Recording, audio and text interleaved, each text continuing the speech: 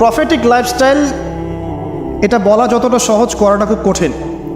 রাতের ঘুমানো থেকে শুরু করে আবার রাতের ঘুম পর্যন্ত এই যে 24 ঘন্টার দিন রাত, এটাকে এমনভাবে ঢেলে সাজাতে হবে যাতে এর মধ্যে আমার ইবাদত থাকে, নামাজ থাকে, জামাতে নামাজ থাকে, তিলাওয়াত থাকে, তালিম দেওয়া থাকে, দিন প্রচার থাকে, পরিবারকে সময় দেওয়া থাকে, বাজারঘাট করা থাকে, সন্তান প্রতিপালন থাকে, ব্যবসা বাণিজ্য থাকে, সব কিছুকে ব্যালেন্স করতে হবে।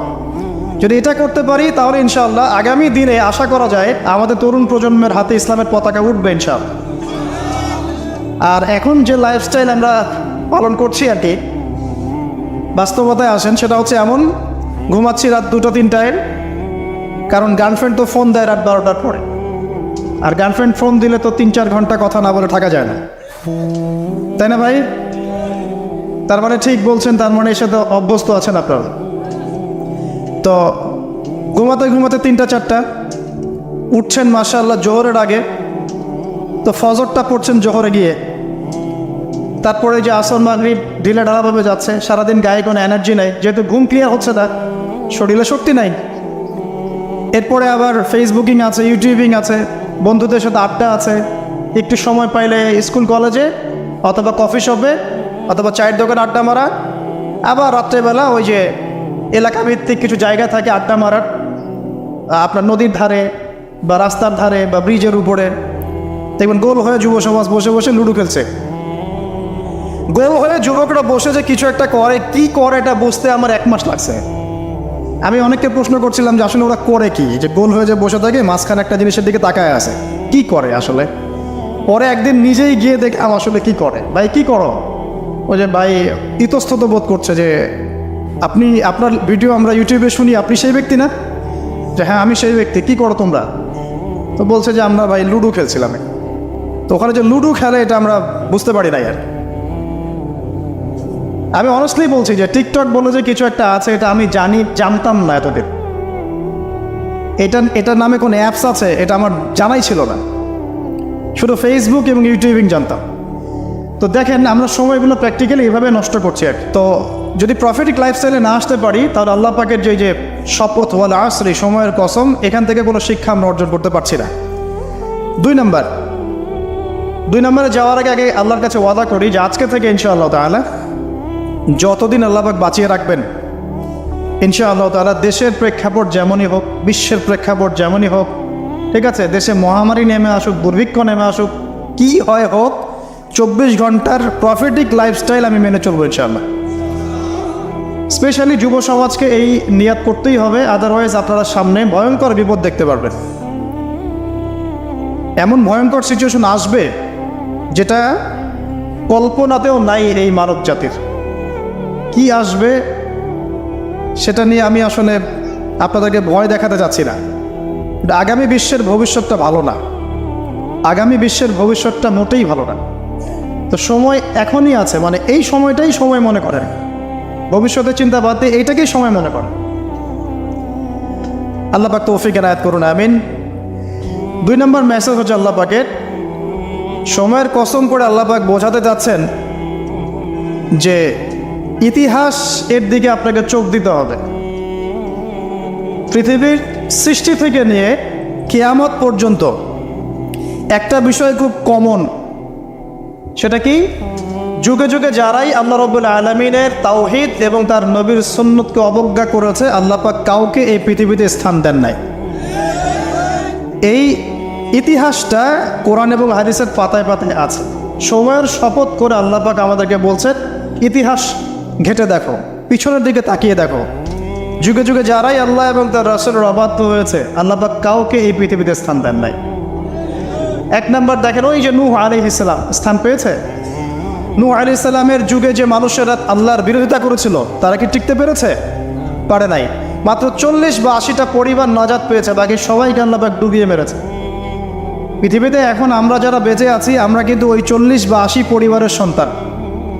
আমাদের পিতামাতা কিন্তু ওইদিকে, যারা ওই সময়ে মহাপ্লাবন থেকে উদ্ধার পেয়েছে, নাজাত পেয়েছে, আমরা কিন্তু তাদেরই সন্তান। আর বাকি কাউকে আল্লাহ পাক পৃথিবীতে রাখেন নাই। আল্লাহর কিচ্ছু যায় আসে না। একটা হাদিসে আছে পৃথিবীর দাম আল্লাহর কাছে একটা মাছির পাখার সমানও না। এই যে ফয়জুল কালাম বইটা আছে, পড়ে দেখবেন, এই বইটা বাসায় রাখতে পারেন। অনেক চমৎকার একটা বই, এখানে অনেক হাদিস আছে যেটা আপনাদের জন্য খুব ইজি হবে, স্পেশালি যারা জেনারেল লাইনে পড়াশোনা করছেন। মাছির একটা পাখার পরিমাণ দাম যদি আল্লাহর কাছে থাকতো এই পৃথিবীর, তাহলে আল্লাহ পাক এই পৃথিবীতে কোনো কাফের মুশরিককে পানি পান করতে দিতেন না, এক ঢোক পানিও দিতেন না। মানে এই মহাবিশ্বের যত গ্রহ নক্ষত্র আছে এগুলোর সামনে পৃথিবীর দামটা অনেকটা এমন। একটা উদাহরণ দিচ্ছি, সমুদ্রে গিয়েছেন কখনো? সি বিচে গিয়েছেন? কক্সবাজারে ওইদিকে গিয়েছেন কখনো? আচ্ছা, নদী তো গিয়েছেন, এই তিস্তার চরে গিয়েছেন না? মনে করেন তিস্তার চরে বিশাল চর, এই চরের মধ্যে একটা বালুর কি পরিমাণ মূল্য আছে? বালুর একটা কণার কি পরিমাণ দাম থাকতে পারে? এই পুরো মহাবিশ্বে পৃথিবীর অবস্থানটা এতটুকুই, বরং তার চেয়েও কম। পুরো মহাবিশ্বে পৃথিবীর অবস্থান এর চাইতেও কম, যতটুকু একটা বিশাল চরের মধ্যে একটা বালুর মূল্য। পুরো বিশাল সমুদ্র সৈকত, এই সমুদ্র সৈকতে একটা বালুর কোনো দাম আছে? একটা বালুর কণার? ওটা থাকলেই কি না থাকলেই কি? পৃথিবীর অবস্থানটা ঠিক এমন মহাবিশ্বে। ওই পৃথিবীতেই আমরা এখন বসবাস করছি, আর আমরা মনে করছি যে আমরা পৃথিবীতে চিরস্থায়ী হব, এই দুনিয়াটা আমাদের, এখানে যা ইচ্ছা আমরা তাই করব। এখানে পলিটিক্স করলে যা ইচ্ছা তাই করব, এখানকার অর্থনৈতিক দায়িত্ব পাইলে যা ইচ্ছা তাই করব, এখানকার সামাজিক নেতৃত্ব পাইলে যা ইচ্ছা তাই করব, হ্যাঁ, এখানকার ধর্মীয় নেতৃত্ব পাইলে যা ইচ্ছা তাই করব। আমাদের ভাবটা এখন এমন। অথচ পৃথিবীর মূল্য আল্লাহর কাছে একটা বালুর পরিমাণও না, একটা মাছির পাখার পরিমাণও না। তো আলী রাদিয়াল্লাহু আনহু একটা কথা বলতেন যে পৃথিবীতে মানুষ এমনভাবে বিচরণ করে যে মানুষ মনে করে যে পৃথিবীতে সে ছাড়া আর কিছুই নাই, আর পৃথিবী থেকে মানুষ এমনভাবে চলে যায় যে মনে হয় পৃথিবীতে সে কখনো ছিলই না। এটা আলী ইবনে আবি তালেব রাদিয়াল্লাহু আনহুর কথা। কত গভীর কথা চিন্তা করছেন? পৃথিবীতে যখন মানুষ বসবাস করে তখন মানুষের কাছে মনে হয় যে দুনিয়াটা আমাদেরই, দুনিয়াতে আমরা ছাড়া কিচ্ছু নাই, সব কিছু আমাদের, এই দুনিয়ার মালিক আমরাই। মুখে হয়তো বলে যে আল্লাহ বলে একজন আছে, কাজে কিন্তু আসলে মানে না, কাজে কিন্তু আসলে মানুষ সেটা স্বীকার করে। কার্যত স্বীকার করলে কি মানুষ আল্লাহর হালালকে হারাম করতে পারত? আল্লাহর হারামকে হালাল করতে পারত? একজনকে দেখলাম বলছে যে মেয়েদের ড্রেস কতটুকু লম্বা হবে, কতটুকু খাটো হবে, ঢিলাঢালা হবে কিনা, শালীন হবে কিনা, এইসব নিয়ে কথাবার্তা বলার সময় নাই এখন। এখন যুগটা এগিয়ে যাওয়ার। তো যুগটা কি নগ্ন হয়ে এগিয়ে যাব? এই যুগে কি নগ্ন হয়ে এগিয়ে যাব? তো এই যে আল্লাহ পাকের বিধানের 5 পয়সা পরোয়া নেই। আল্লাহ পাক যেখানে বলছেন সূরা আহজাবে যে মেয়েদেরকে বলো হে নবী, তারা যখন বাড়ির থেকে বের হবে তারা যেন জিলবাব দিয়ে তাদের কাপড়টা, দেহটাকে ঢেকে নেয়। তো আল্লাহ পাকের এই আদেশের কি দাম আছে ওর কাছে? 5 পয়সা দাম আছে? আল্লাহ পাক বলছেন সুদ খেও না, যদি সুদ খাও তাহলে আল্লাহ এবং তার রাসূলের সাথে যুদ্ধের ঘোষণা শুনে রাখো। কোনো দাম আছে আল্লাহর কথার? সুদ না খেলে এই যুগে চলে? চুরি করো না, ডাকাতি করো না, জেনা করো না, আল্লাহ পাক বলছেন। দেধারসে এগুলো আমরা করছি এবং এগুলোকে স্বাভাবিকভাবে মেনে নিয়েছি, যেটা হয়। প্রত্যেক দিন খবরের কাগজ খুলবেন, দেখবেন ধর্ষণের খবর পাওয়া যাচ্ছে, পরকীয়ার খবর পাওয়া যাচ্ছে। গতকালকে একটা নিউজ দেখেছি যে মায়ের পরকীয়া দেখে ফেলায় মেয়েকে মা হত্যা করেছে। মায়ের পরকীয়া দেখে ফেলায় মেয়েকে মা শ্বাসরোধ করে হত্যা করেছে। আর কয়দিন আগে দেখলেন তো যে মাকে ছেলে আবার গুলি করে হত্যা করে। তা বলেন কোন পৃথিবীতে বসবাস করছেন? ওয়াল আসরি দিয়ে আমি আপনাকে কি বুঝাবো? সময়ের কসম, এটার ব্যাখ্যা আমি কি করব আর আপনাকে কি বুঝাবো? এই হচ্ছে বর্তমান প্রেক্ষাপট। তো দেখুন আল্লাহ পাক সময়ের কসম করে বলছেন, যুগের পর যুগ তাকিয়ে দেখেন, যারাই আল্লাহ এবং তার রাসূলের বিধানের পরোয়া করে নাই, আল্লাহ পাক কাউকে এই পৃথিবীতে টিকতে দেননি। শুধু একটা সময় দিয়েছেন, কাউকে 100 বছর, কাউকে 1000 বছর, কাউকে 500 বছর, কাউকে 700 বছর। একদিন না একদিন আল্লাহ পাক এদেরকে ধ্বংস করে দিয়েছে। নূহ আলাইহিস সালামের পরে আসেন আদ জাতি। আদ জাতির লোকেরা অনেক লম্বা ছিল, ওই যে ওই গাছের চেয়েও লম্বা হবে। আসলে আমি বোঝাতে পারবো না। তাল গাছগুলো দেখেছেন? তাল গাছ, নারিকেল গাছ, এর চাইতেও বড় বড় ছিল ওরা ফিজিক্যালি। বিশ্বাস হয় না? এমনও মানুষ ছিল পৃথিবীতে, আমরা তো এখন ছোট, লম্বা চওড়া মানুষ ছিল পৃথিবীতে, এবং তারা ছিল আদ এবং সামুদ জাতি। তার একটা কথা বলতো যে মান আশাদ্দু মিন্না কুওয়া, আমাদের চেয়ে শক্তিশালী আর কে আছে? আল্লাহ পাক বলেছেন কোরআনে যে তারা কি জানে না যে আল্লাহ তাদেরকে সৃষ্টি করেছেন তিনি তার চেয়ে বেশি শক্তিশালী? তো এরা বলতো যে আমাদের যে শক্তিশালী কে আছে, পাহাড় কেটে কেটে বাড়ি নির্মাণ করত, সৌধ নির্মাণ করত, যখন কাউকে মারত ওয়াইদা বাতাস্তুম জব্বারিন, কাউকে পিটাইলে খুব পিটাইতো, মানে খুব উদ্ধত অহংকারী ছিল। হুদ আলাইহিস সালাম এবং সালেহ আলাইহিস সালাম তাদের নবী ছিলেন। আল্লাহ পাক নির্দিষ্ট সময় দিয়েছেন, একদিন ধ্বংস করে দিয়েছেন। বিশাল দেহের এই মানুষগুলোকে আল্লাহ পাক ধ্বংস করেছেন ঝড় দিয়ে, বাতাস দিয়ে। বাতাসে এমনভাবে উপড়ে দিয়েছেন যেন খেজুর গাছের ডাল উপরে পড়ে গেলে যেমনভাবে পড়ে থাকে, এরা সেভাবেই পৃথিবীতে পড়েছিল। শেষ, সমস্ত দম্ভ অহংকার সব শেষ, চূর্ণ বিচূর্ণ। সামুদ জাতির একই অবস্থা, আকাশ থেকে বজ্রপাত, এই যে বিজলি যেটা বলি আমরা, প্রচণ্ড বজ্রনিনাদ শব্দে একদিনে শেষ। কমে লুত পরস্পর ছেলে ছেলে জেনা করতো, নাউজুবিল্লাহ, যেটা এখনকার ফ্যাশন হয়ে গেছে আর কি। হ্যাঁ, আজকে দেখলাম একটা নিউজ, যে আমি আসলে নিউজ দেখতে খুব পছন্দ করি, যে একটা স্কুলের টিচার, সে নিজেও সমকামী, সে শিক্ষার্থীদেরকে পড়াচ্ছে, সে নিজেও সমকামী, তাকে সরিয়ে দেওয়ার জন্য শিক্ষার্থীরা আন্দোলন করছে। এখন এদের সংগঠনও আছে, এদের পতাকা আছে, এদের ম্যাগাজিন আছে, এরা মানবতার কথা বলে, এরা বলে যে বাক স্বাধীনতার কথা বলে। আগে ওই উইকিপিডিয়া ঘাটলে দেখবেন, আগে দেখা যেত যে সমকামিতাকে একটা রোগ বলতো মানুষ, যেটা মানসিক রোগ ইত্যাদি। এখন উইকিপিডিয়া ঘেটে দেখবেন, এখন এটাকে বলে এটা হচ্ছে বাক স্বাধীনতা। মানে বাক স্বাধীনতা, আপনি চাইলে একটা ছেলেকেও বিয়ে করতে পারেন, একটা মেয়েকেও করতে পারেন।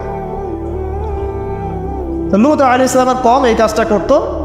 এমনই অসভ্য কওম ছিল যে দুইজন ফেরেশতাকে আল্লাহ পাক দুইজন তরুণ যুবকের রূপে পাঠিয়েছেন। দুজন ফেরেশতার নাম, একজন জিবরাইল আলাইহিস সালাম, একজনের নাম মিকাইল আলাইহিস সালাম। দুইজনকে পাঠিয়েছেন ওদেরকে ধ্বংস করার জন্য, কিন্তু ফুটফুটে সুদর্শন তরুণের রূপে আর কি। তো তারা এসে আশ্রয় নিয়েছেন লূত আলাইহিস ইসলামের বাসায়। এখন ওই কওমের লোকেরা এসে লূত আলাইহিস ইসলামকে বলছে যে তোমার মেহমানদেরকে ডেকে নিয়ে আসো। লূত আলাইহিস ইসলাম বলছে কি জন্যে? তখন তারা বলছে তুমি তো খুব ভালো করেই জানো আমরা কি জন্য এসেছি। কথা কি বুঝতে পারছেন? লূত আলাইহিস ইসলাম বলছেন যে আউলাই বানাতি ইন কুনতুম ফাইলিন, আমার মেয়েরা আছে, তোমাদের যদি কোনো মানে সৎ পুরুষ থেকে থাকো তাহলে আমার মেয়েদেরকে বিয়ে করে নাও, প্রয়োজন আমার মেয়েদেরকে বিয়ে করে নাও, তারপরে ওই খারাপ কাজে যেও না। তখন তারা বলছে যে তুমি খুব ভালো করেই জানো লূত আমরা কি জন্য এসেছি, তোমার মেয়েদের ব্যাপারে আমার কোনো আগ্রহ নাই। চিন্তা করতে পারেন? তখন লূত আলাইহিস সালাম বলছেন আলাইসা মিনকুম রাজুলুন রাশীদ, তোমাদের মধ্যে কি একটা ভালো মানুষও বাকি নাই? এরকম কম ছিল, মানে আল্লাহর ফেরেশতাদেরকেও চাচ্ছে নিজেদের কুপ্রবৃত্তি দমন করার জন্য। আল্লাহ পাক ওই জাতিটাকে এমনভাবে ধ্বংস করেছেন। ফেরেশতা জিবরাইল আলাইহিস সালামের পাখা আছে প্রায় 600টা পাখা, 2টা পাখা দিয়ে তিনি ওই পুরো কওমকে এভাবে উঠিয়েছেন আসমানে। তারপর আসমান থেকে ওদেরকে পাথর বর্ষণ করা হয়েছে, রজম যেটা বলি আমরা। দুনিয়াতে রজম না হলে আসমানে হয়েছে রজম, পাথর নিক্ষেপ করে থেতলে দেওয়া হয়েছে, তারপরে এদেরকে উল্টে এভাবে দাফন করে দেওয়া হয়েছে। জর্ডান নামক জায়গার ডেড সি বা মৃত সাগর যেটা, ওই জায়গাটা হচ্ছে কওমে লূতের জায়গা। অনলাইনে ঘেটে দেখেন, এই জায়গায় এই কওমে লূত থাকতো, সমকামী। তো এখন এটা মুহাম্মদ সাল্লাল্লাহু আলাইহি ওয়াসাল্লাম নিজেও বলছেন যে আমি আমার উম্মতের উপরে যে কয়টা বিষয়ে বেশি ভয় করি তার মধ্যে একটা হচ্ছে গোপন শিরক, একটা হচ্ছে লোক দেখানো আমল, একটা হচ্ছে এ উম্মতের এক শ্রেণীর আলেম তারা সমাজে ফিতনা সৃষ্টি করে বেড়াবে এবং আসমানের নিচে এরা সবচেয়ে নিকৃষ্ট শ্রেণীর মানুষ হবে। আমি ভয় করি আমার উম্মত মূর্তি পূজারী হয়ে যাবে, এবং আমি ভয় করি আমার উম্মতের মধ্যে সমকামিতা ছড়িয়ে পড়ছে না? এখন পড়ছে। খুব সতর্ক সাবধান থাকবে। এটা ছড়িয়ে পড়ার মূল কারণ কি? খুব কমন প্রশ্ন, আসলে কারণের দিকে আসেন, কারণটা ফাইন্ড আউট করি। জেনা যে ছড়িয়ে পড়ছে আর পরকীয়া যে ছড়িয়ে পড়ছে, সমকামিতা ছড়িয়ে পড়ছে, এর কারণটা কি কারণ? আজকে থেকে 50 বছর আগে তো এমন ছিল না। লাস্ট 50 বছরে কি হচ্ছে, মানে এটা ছড়িয়ে পড়ছে কারণটা কি? 1 নম্বর কারণ হচ্ছে ফ্রি মিক্সিং, মানে ছেলে মেয়ের অবাধ বিচরণ, এটা 1 নম্বর কারণ। আগে যত বেশি পর্দা রেস্ট্রিক্টেড ছিল তত বেশি এখান থেকে মানুষ সেফ ছিল। 2 নম্বর কারণ হচ্ছে যে যৌন শিক্ষার নামে আমরা মানুষকে নগ্নতা শেখাচ্ছি। 3 নম্বর কারণ হচ্ছে প্রত্যেক প্রিন্ট এবং ইলেকট্রনিক মিডিয়া যৌনতার সুরসুরি দিচ্ছে। আর তার চেয়ে বড় 4 নম্বর কারণ হচ্ছে পর্নোগ্রাফি। এটা সবার মোবাইলে এখন ফ্রি অ্যাক্সেস। যে কেউ ইচ্ছা, আলেম হোক আর জালেম হোক আর যেই হোক না কেন, সবাই বাসায় গিয়ে চুপচুপ করে পর্নোগ্রাফি দেখতে পারে। এবং যখন এটাতে মানুষ আসক্ত হয়ে যায় তখন ভিতর থেকে সে পশু হয়ে যায়। নিজের মেয়ের সাথে জেনা করতেও তার বুক কাঁপবে না। আপনি কি জানেন এখন অনেক পিতা বেরিয়েছে যারা নিজের মেয়ের সাথে জেনা করছে? খবর দেখেছেন? এটা কিভাবে সম্ভব? পর্নোগ্রাফির মধ্য দিয়ে সম্ভব। পর্নোগ্রাফি দেখতে দেখতে দেখতে দেখতে এগুলোকে মানুষের কাছে কমন মনে হচ্ছে, স্বাভাবিক। তখন কোনো মেয়ের দিকে আর সম্মানের চোখে মানুষ তাকাতে পারছে না। একটা মেয়ের দিকে সম্মানের দৃষ্টিতে মানুষ আর তাকাতে পারছে না। আর মেয়েরাও যে খুব ভালো তা না। ম্যাক্সিমাম মেয়ে দেখা যায় বেপর্দায় চলে। ওরা আরও পছন্দ করে কেউ ওদেরকে প্রিজিং করুক, কেউ একটু ওকে লাভ লেটার দিক, কেউ টিকটক একটু নক করুক, কেউ মেসেঞ্জারে নক করুক। অনেক মেয়েরা তো অনেক বদ এখন। ভালো মেয়ে খুঁজে পাবেন কোথায়? খুবই রেয়ার, খুবই রেয়ার। ভালো মেয়ে খুঁজে পাওয়া খুবই রেয়ার। যদি আপনি নিজে পবিত্র না থাকেন, আপনি পবিত্র মেয়ে খুঁজে পাবেন না। প্রিয় দিনী ভাই, আপনি যদি নিজে পবিত্র না থাকেন, আপনি পবিত্র মেয়ে খুঁজে পাবেন না। বড় বড় শহরগুলোতে গিয়ে দেখেন, শপিং মলগুলোতে গিয়ে দেখেন, শপিং মল, ইউনিভার্সিটিস, মেগা সিটিসগুলোতে গিয়ে দেখেন, মেয়েদের গেট আপগুলো দেখেন। বলবে যে হুজুর আপনারা এগুলো দেখেন না, বাট আমাদের চোখের সামনে পড়ে যায়। আর চোখের সামনে যখন পড়ে যায় তখন তো আমরা চোখ বন্ধ করে হাঁটতে পারবো না। মনে করেন আমি কার ড্রাইভ করছি, এমনি আমি চোখ বন্ধ করে ড্রাইভ করবো? সামনে কেউ পড়ে গেলে বলবেন হুজুর আপনার দৃষ্টি খারাপ। কি ফাইজলামি শুরু করছে! ডানে বামে চারপাশে যখন মেয়েরা এভাবে নগ্ন হয়ে ঘুরবে, আমি কি চোখ বন্ধ করে আকাশের দিকে তাকায় গাড়ি চালাবো? না আকাশের দিকে তাকায় হাঁটবেন, নাকি মাটির তলে তাকায় হাঁটবেন? কি করব? তো এগুলো হচ্ছে এক প্রকার এক শ্রেণীর বুদ্ধি প্রতিবন্ধী আছে, নাস্তিকতায় বিশ্বাসী, এদের খোরা যুক্তি এগুলো। তো সারা দেশে এরকম নগ্নতা ছড়িয়ে বেড়াবা আর বলবা যে তোমাদের মানসিক সমস্যা, হ্যাঁ তোমাদের মনের সমস্যা, রোগটা তোমাদের মনে। আশ্চর্য বিষয়। সুবহানাল্লাহ।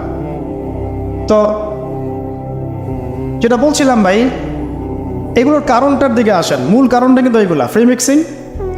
আপনার মিডিয়াগুলোর মধ্য দিয়ে এইভাবে অবাধে দেদারসে যৌনতার প্রদর্শনী, বিভিন্ন মুভিজ অ্যান্ড ফিল্মস অ্যান্ড এই যে সিরিয়াল, এইগুলা এমন কিছু মিডিয়া যেগুলো আমাদেরকে যৌনতা শেখাচ্ছে, এবং পর্নোগ্রাফি, এগুলো সব কিছু যখন একত্রিত হয়েছে তখন দেখবেন সমাজের মধ্যে যৌনতা বেড়েছে, জেনা বেড়েছে, ধর্ষণ বাড়ছে, তারপরে পরকীয়া বাড়ছে, এবং এগুলো এখন নর্মাল হয়ে গেছে।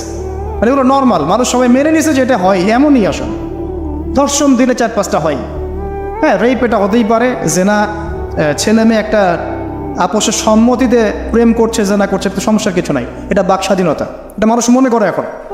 হ্যাঁ, দুজন যদি পরস্পর সম্মতিতে জেনা করে এটাকে পাপ মনে করা হচ্ছে না এখন আর। আপনার কথা কি মাথার মধ্যে আছে?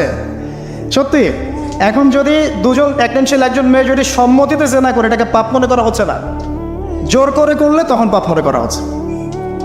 এবং দেখা যায় অনেক পরিবার, আপনি জরিপ করে দেখেন, ম্যাক্সিমাম পরিবারে এখন পরকীয়া ঢুকে গেছে। স্বামীকে নিয়ে স্ত্রী সন্তুষ্ট না, স্ত্রীকে নিয়ে স্বামী সন্তুষ্ট না, চলছে। আবার যদি কেউ অনেস্টলি একাধিক বিয়ের দিকে যায় তখন তাকে আবার সমাজের দিকে খারাপ চোখে দেখা হচ্ছে। দেখা যাবে একটা স্ত্রী আছে বাসায়, কিন্তু বাইরে 10টা মেয়ের সাথে টাঙ্কি মেরে বেড়ায়, কোনো সমস্যা নাই। 10টা মেয়ের সাথে জেনা করে বেড়ায়, কোনো সমস্যা নাই। কিন্তু একটা মেয়েকে যদি বিয়ে করে তাকে ভরণ পোষণ, তার রেসপন্সিবিলিটি, তার গার্ডিয়ানশিপ, তাকে সম্পত্তির অধিকার, যৌন অধিকার সব কিছু দেওয়ার চেষ্টা করে, তখন সমাজের মানুষ বাঁকা চোখে তাকায় থাকে। এটা কোন যুগে আছে? এটা আইয়ামে জাহিলিয়াত চলছে এখন। আমরা মক্কাকে আইয়ামে জাহিলিয়াত মনে করেন?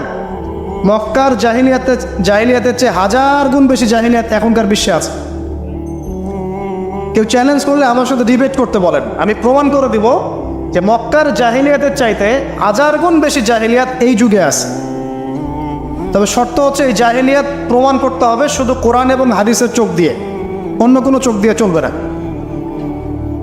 তো এই সব কিছুর উপরে আবার একটা বিষয় আছে, সেটা হলো সবসময় আইনের সুশাসন নিশ্চিত হচ্ছে না। সব ধর্ষকের বিচার হচ্ছে না, সব জেলাগারের বিচার হচ্ছে না, মাদকদ্রব্য সবার বিচার হচ্ছে না, আর বিচার হলে আইনের ফাঁকফোকর দিয়ে বেরিয়ে যাচ্ছে। আর সিস্টেম করা আছে, ওখানে একটু খাওয়াবেন, তার নিচে একটু খাওয়াবেন, তারপর এখানে একটু খাওয়াবেন, আস্তে আস্তে সব খুলে যাবে। আর এগুলো আমরা মেনে নর্মাল, এমনই সিস্টেম আমরা সবাই মেনে নিয়েছি, এটাই হয়। এই যে মেনে নেওয়ার ট্রেন্ড, এটা করতে করতে করতে আমরা এখন চরম রকম জাহিলি একটা সমাজে বসবাস করছি। এই সময়ের কসম আল্লাহ পাক আপনাকে বলছেন, ওয়াল আসরি, সময়ের কসম। মানে কোন সময় আপনি বসবাস করছেন নিজেই চোখ দিয়ে দেখেন। সময়কে চিনতে শিখুন, ইতিহাস পড়তে শিখুন। ইতিহাসের সময়ের যুগে যুগে যারা আল্লাহর আইনের বা আল্লাহর বিধানের বিরোধিতা করেছে ওদের কি পরিণত হয়েছে দেখুন, আর সময়কে মূল্যায়ন করুন। এভাবে আদ সামুদের কথা বললাম, কওমে লুতের কথা বললাম, এই যে কওমে শুআইব, একই অবস্থা। মাপে কম দিত, আল্লাহ পাক ভূমিকম্প দিয়ে ধ্বংস করে দিয়েছে, মানুষকে ঠকাতো। শুআইব আলাইহিস সালামের কওম যেভাবে মানুষকে ঠকাতো, এখনকার IMF আর ওয়ার্ল্ড ব্যাংক মানুষকে এইভাবে ঠকায়। এটা আপনি বুঝবেন না যদি ইন্টারন্যাশনাল ইকোনমিক্স মনিটারি সিস্টেম সম্পর্কে পড়াশোনা না করেন। সুদের জালে ফেলে দরিদ্র দেশগুলোকে একদম গলায় রশি ধরে টেনে ফেলে দিবে, হ্যাঁ, সুদের মধ্য দিয়ে। এবং পুরো ওয়ার্ল্ডটাকে এভাবে সাজিয়েছে, এর বাইরে কেউ বেরোতে পারবে না। তারপরে ওরা ইন্দোনেশিয়াকে ইকোনমিক স্যাংশন দিয়ে দিয়েছে। ইন্দোনেশিয়া আসতে একটা ভালো অবস্থান থেকে হঠাৎ করে ধাপ করে পড়ে গিয়েছে। যখন টার্কি এখান থেকে বের হওয়ার চেষ্টা করেছে, ওকে স্যাংশন দিয়ে দিয়েছে। ভেনিজুয়েলা যখন বের হওয়ার চেষ্টা করেছে, ওকে স্যাংশন দিয়ে দিয়েছে। মানে এরা শুআইব আলাইহিস সালামের ওই কওমের মতোই পুরো মানব জাতিকে অর্থনৈতিক দাসত্বের দিকে নিয়ে গেছে। শুআইব আলাইহিস সালামের কওমের পরে কি? ফিরআউনের কওম, মুসা আলাইহিস সালাম। ফিরআউন ছিল বিশ্বের সবচেয়ে প্রতাপশালী নেতা, যে নিজেকে এক পর্যায়ে বলেছিল যে আনা রব্বুকুমুল আ'লা, আমি তোমাদের মহান রব, তাই না? সে বলেছিল যে আমি তোমাদের জন্য যা ভালো মনে করি আমি তাই করি, এবং আমি তোমাদেরকে সরল পথ দেখাই। এটা ফিরআউনের স্টেটমেন্ট, এটাও কিন্তু ফিরআউনের স্টেটমেন্ট। তো সে নিজেকে এক পর্যায়ে রব দাবি করে, এবং আল্লাহ পাক তাকে ক্ষমতা দিয়েছিলেন, দীর্ঘ হায়াত দিয়েছিলেন, ওকে জুলুমের ক্ষেত্রে আল্লাহ পাক অবকাশ ছাড় দিয়েছিলেন। এক পর্যায়ে সে মনে করলো যে তাকে ধরার কেউ নাই। আল্লাহ রাব্বুল আলামিন একটা সুযোগের অপেক্ষা, জাস্ট একটা সুযোগের অপেক্ষা, সেটা হলো মুসা আলাইহিস সালামকে ধাওয়া করছে। ফেরাউন এবং তার দলবল লোহিত সাগরের কাছে আসলো। ফেরাউন এদিকে দাঁড়িয়ে আছে, মুসা আলাইহিস সালাম এবং তার সাথীরা পার হয়ে গেল। ফেরাউনও পার হতে গিয়ে আল্লাহ পাক সবাইকে সদল বলে ডুবিয়ে দিলেন। একদিনের ব্যাপার। আল্লাহ পাক ওয়াল আসরি, সময়ের কসম করে এদিকে আমাদেরকে তাকাতে বলছেন। ইতিহাস ঘেটে দেখো, ফেরাউনের মতো বড় যারা স্বৈরাচারী ছিল তারাও টিকতে পারে নাই, পেরেছে? পারে নাই। নমরুদের কথা আপনারা জানেন, বিশাল প্রতাপশালী, তাকে আল্লাহ পাক লম্বা হায়াত দিয়েছিলেন। ইব্রাহিম আলাইহিস সালামকে কত পরীক্ষায় না ফেললো, আগুনে পর্যন্ত ফেলেছে। ইব্রাহিম আলাইহিস সালাম বলেছেন, হাসবি আল্লাহ ওয়া নি'মাল ওয়াকিল, হাসবি আল্লাহ ওয়া নি'মাল ওয়াকিল, নি'মাল মাওলা ওয়া নি'মান নাসির। আল্লাহ রাব্বুল আলামিন ইব্রাহিম আলাইহিস সালামকে বিজয় দিলেন ও নমরুদকে আল্লাহ পাক ধ্বংস করে দিলেন। কোথায় যাবেন? ঈসা আলাইহিস সালামের কওমে আসেন। যারা ঈসা আলাইহিস সালামকে মেনে নিয়েছে নাজাত পেয়েছে, যারা মেনে নেয় নাই কিয়ামত পর্যন্ত আল্লাহ পাক ওদেরকে লানত করে রেখে দিয়েছে। ওরা কারা? ওরা ইহুদিরা, জিউজরা। তো লম্বা করছি না, একটা বিষয়ের দিকে ফোকাস করেন। সময়ের কসম বলতে আল্লাহ পাক আপনাকে বর্তমান সময়টাকে চিন্তা করতে শেখাচ্ছেন। আর আপনি আমি যে সময় আছি সে সময় নিয়ে ভাবতে হবে। 1, 2 সময়কে মূল্যায়ন করতে হবে।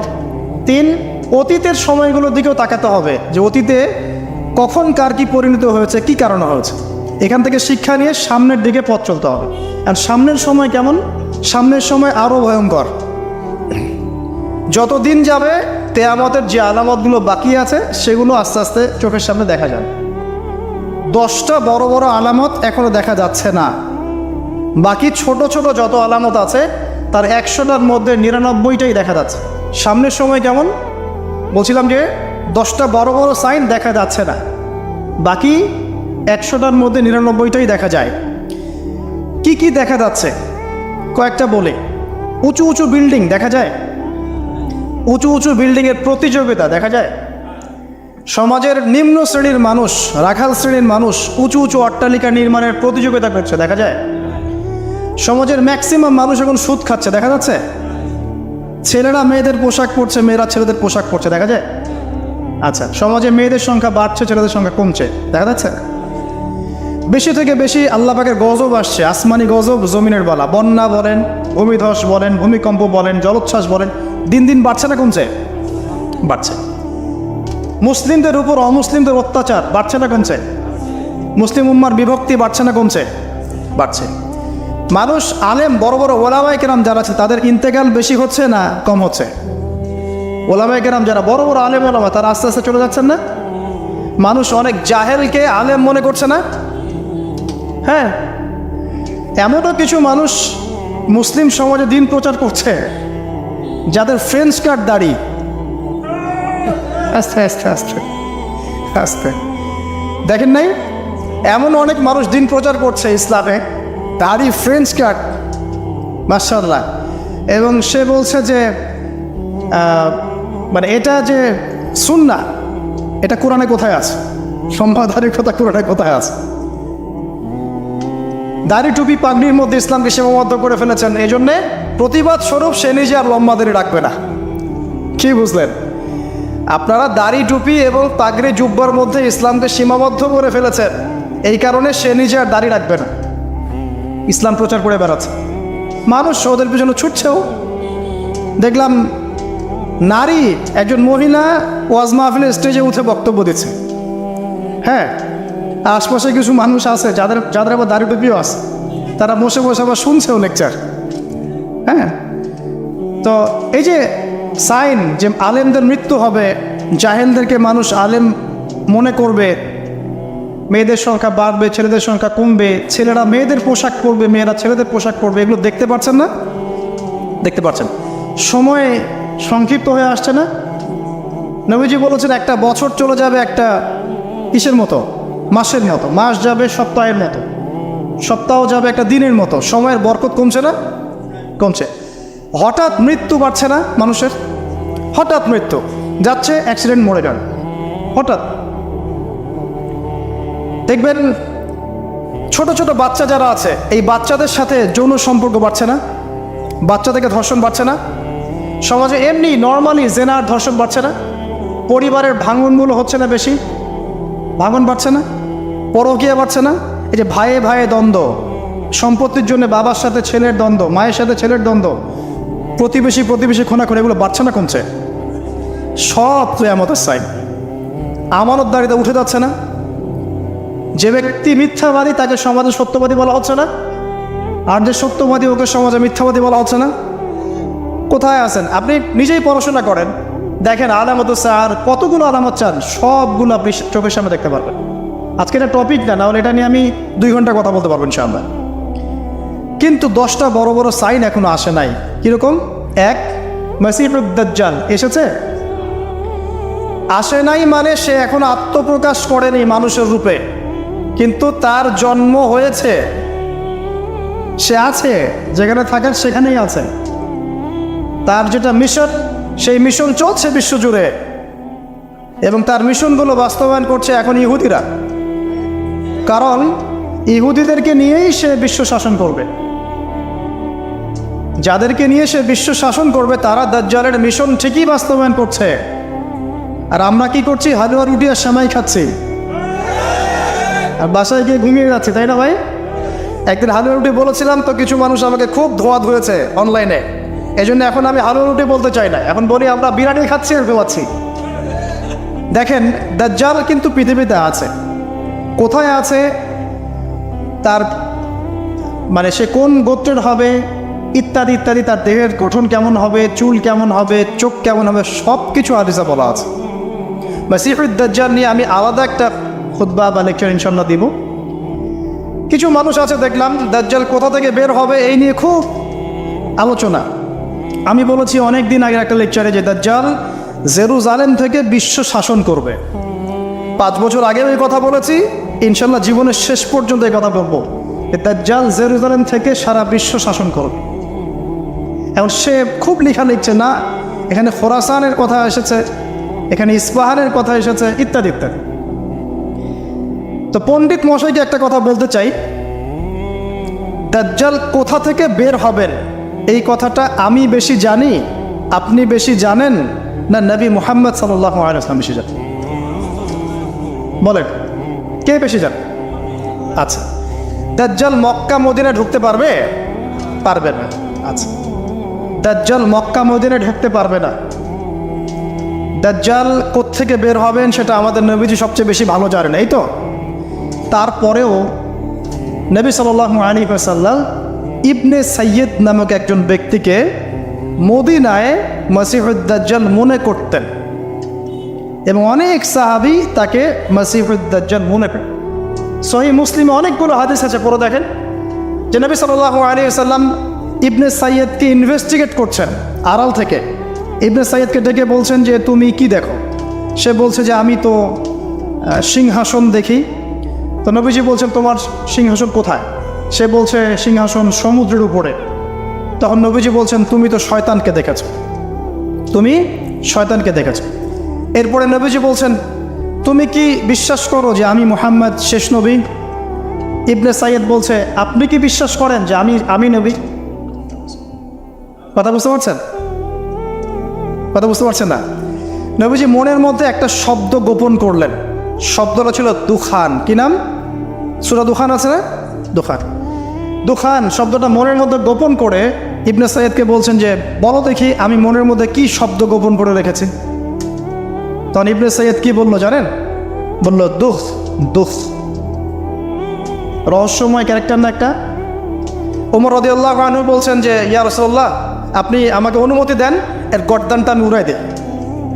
তখন নবী সাল্লাল্লাহু আলাইহি ওয়াসাল্লাম বলছেন যে না, যদি সে, শোনেন স্টেটমেন্টটা শোনেন, যদি ইবনে সাইয়্যিদ সত্যি দাজ্জাল হয়ে থাকে তাহলে তুমি তাকে হত্যা করতে পারবে না, কারণ তার হত্যা লেখা আছে ঈসা আলাইহিস সালামের হাতে। ঠিক আছে? আর যদি সে দাজ্জাল না হয়ে থাকে তাহলে নিরপরাধ ব্যক্তিকে হত্যা করার মধ্যে কোনো সার্থকতা নাই। এই যে যদি সে দাজ্জাল হয়ে থাকে, এই চান্সটা নবী সাল্লাল্লাহু আলাইহি ওয়াসাল্লাম কেন নেবেন? অথচ ঘটনাটা মদিনার, যে মদিনায় দাজ্জাল ঢুকতে পারবে না। ব্যাপারটা কি রহস্যময় নয়? এত সহজেই দাজ্জালের কনসেপ্ট নিয়ে এত আলোচনা করা যায় না। দু চারটা হাদিসকে মিলালেই সব কিছুর কনক্লুশন আসে না। দাজ্জালের খুরুজ একটা জিনিস, ওর জন্ম নিয়ে আর একটা জিনিস। সে পৃথিবীতে আছে, সৃষ্টির শুরু থেকেই আছে। স্বয়ং নূহ আলাইহিস সালাম যখন নবী ছিলেন তখন নূহ আলাইহিস সালামও তার কওমকে দাজ্জাল সম্পর্কে সতর্ক করেছেন। তো নূহ আলাইহিস সালামের যুগে সে কোথায় ছিল? এটা কি চিন্তার বিষয় নয়? আবার তামিম দাড়ি দেখে আসছেন দ্বীপের মধ্যে তাকে বাধা অবস্থায়। হাদিস আছে না? আছে। এখন একটা হাদিসের মধ্যে যে আছে যে দাজ্জাল ইরাক এবং শাম এর মাঝামাঝি একটা রাস্তা থেকে বের হয়ে আসবে, এটা একটা হাদিস। আরেকটাতে আছে ইস্পাহান থেকে বের হয়ে আসবে। ইস্পাহান কিন্তু এখন ইরানের মধ্যে, ঠিক আছে? আরেকটা হাদিসে আছে খোরাসান থেকে বের হয়ে আসবে। আপনি কীভাবে মেলাবেন? আবার নবীজি এখানে মদিনার মধ্যে ইবনে সাইয়্যিদকে বলছেন যে ওমর সে যদি দাজ্জাল হয়ে থাকে তুমি তাকে মারতে পারবে না। ব্যাপারটা কি রহস্যজনক না? অনেক চেইন মিলাতে হবে এখানে, একটা দুটো হাদিস দিয়ে আমি কনক্লুশন আসতে পারবো না। আরেকটা বিষয় বলি, ওই যে শাম এবং ইরাকের মাঝখানের রাস্তার কথা আসছে, এই জায়গাটা এখন ইসরায়েলের আন্ডারে পড়েছে। অথচ যেই সময় হাদিসটা বলা হচ্ছিল তখন কিন্তু ইসরায়েল রাষ্ট্রের অস্তিত্ব ছিল না। যখন দাজ্জাল সংক্রান্ত এই শাম ইরাকের হাদিস বলা হচ্ছে তখন ইসরায়েল রাষ্ট্রের জন্মও হয় নাই। এর জন্ম তো হয়েছে 1914 সালে, 17 সালে, 45 সালের দিকে এসে।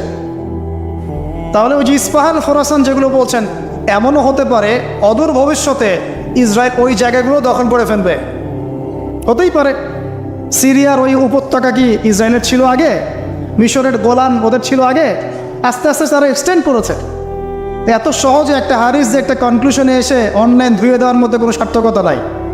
তো মুফতি সাহেব বা ওনাকে জিজ্ঞাসা করেন দাজ্জালের পণ্ডিতকে, তাহলে খোরাসান থেকে যদি দাজ্জাল বের হবে আর ইস্পাহান থেকে বের হবে, তাহলে মদিনায় নবী সাল্লাল্লাহু আলাইহি ওয়াসাল্লাম ইবনে সাইয়্যিদকে কেন দাজ্জাল মনে করছে? এই প্রশ্নের উত্তর আগে শুনে আসতে পারে। এর কি উত্তর দেয়? এটা নিয়ে আরও ডিটেলস কথা আছে। আমি বললাম যে একটা দুইটা হাদিস দিয়ে এগুলো আমি বোঝাতে পারবো না, আমার মিনিমাম 1 ঘন্টা সময় লাগে। আল্লাহ পাক এই বিষয়গুলো নিয়ে আমাদেরকে গভীর গবেষণার তৌফিক দান করুন। এতটুকু জেনে রাখেন, সে এই বিশ্ব শাসন করবেই। এবং 40 দিন সে বিশ্বটাকে ম্যাসাকার করবে। তার এক হাতে জান্নাত, এক হাতে জাহান্নাম, মানে এটা সত্যিকারের জান্নাত জাহান্নাম নয়, এর রূপক অর্থে, মানে যে তার আনুগত্য করবে সে তাকে প্রোগ্রেস দিবে, যে তার আনুগত্য করবে না ধ্বংস। সে যে বায়ুমণ্ডল, যে আকাশ নিয়ন্ত্রণ করবে, দুর্ভিক্ষ দিবে, সে যে মানুষকে সচ্ছলতা দিবে, এগুলো কিভাবে? এগুলো তার আনুগত্য এবং তার মানে বিরোধিতার মধ্য দিয়ে মানে পরিস্ফুটিত হবে আর কি। দাজ্জাল এমন একটা গাধার পিঠে সফর করবে যেটার কান হবে অনেক লম্বা। তো এই গাধা মানে কি সত্যিকারের গাধা? তাহলে গাধা কি আকাশে উড়বে? আর কিছু প্রোটেস্ট্যান্ট মার্কা মুসলিম আছে, এরা মনে করেন না গাধা মানে সত্যিই গাধা। এমন গাধা আসবে যে গাধা চড়ে আকাশে সফর করা যায়। আসলে কি এখানে গাধা কি গাধাই বোঝানো হয়েছে? দাজ্জালের হাতে রুটির পাহাড় থাকবে।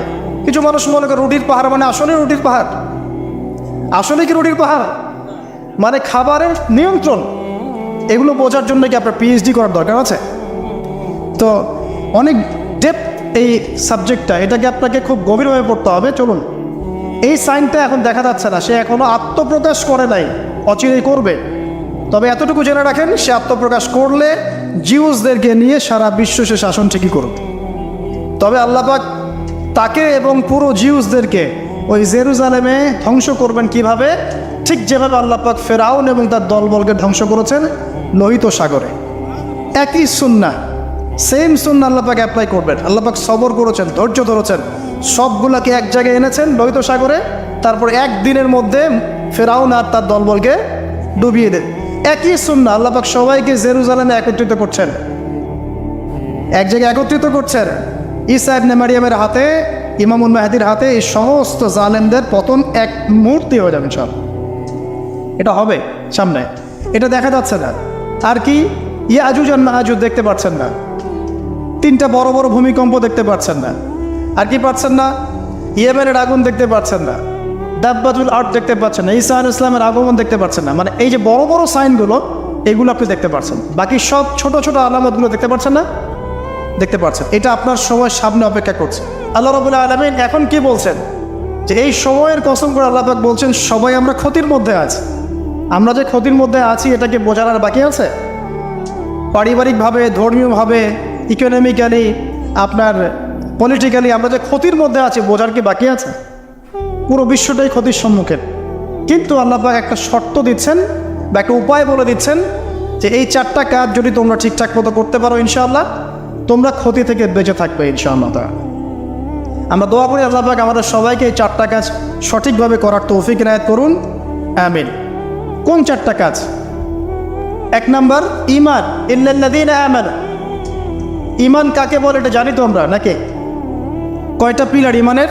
ইসলামের 5টা, ঈমানের 6টা। ঈমানের 6টা পিলার কি কি বলেন? 1 নাম্বার কি? আল্লাহর প্রতি বিশ্বাস। তারপরে ফেরেশতাগণের প্রতি বিশ্বাস। 3 নাম্বার আসমানি কিতাবসমূহের প্রতি বিশ্বাস।